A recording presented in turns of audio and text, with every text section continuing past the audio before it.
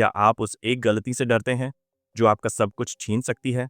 वो एक फैसला जो आपके सपनों को हमेशा के लिए खत्म कर सकता है?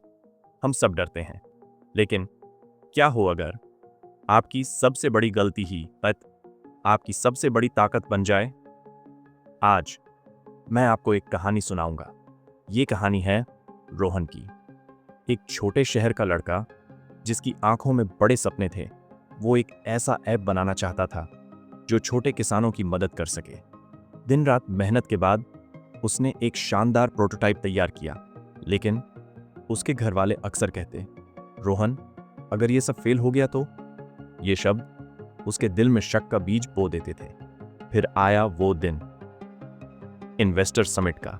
देश के सबसे बड़े इन्वेस्टर्स सामने बैठे थे और रोहन स्टेज पर। उसने बोलना शुरू किया, लेकिन डर ने उसे जकड़ लिया।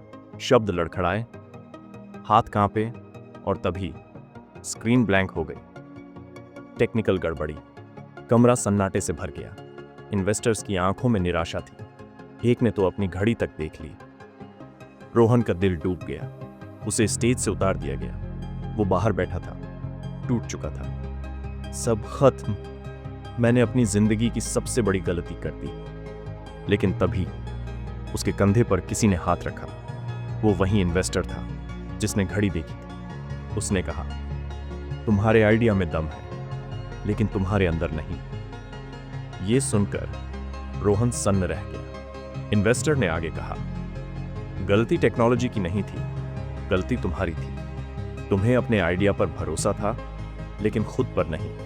तुम डर से लड़ रहे थे और उसी डर ने तुमसे सबसे बड़ी गलती करवाई। उस पल रोहन समझ गया, उसका असली दुश्मन बाहर नहीं, उसके अंदर था, उसका डर। उसने हिम्मत जुटाई और कहा, सर, मुझे 5 मिनट और दीजिए, इस बार बिना किसी प्रेजेंटेशन के। इन्वेस्टर मुस्कुराया। रोहन वापस गया।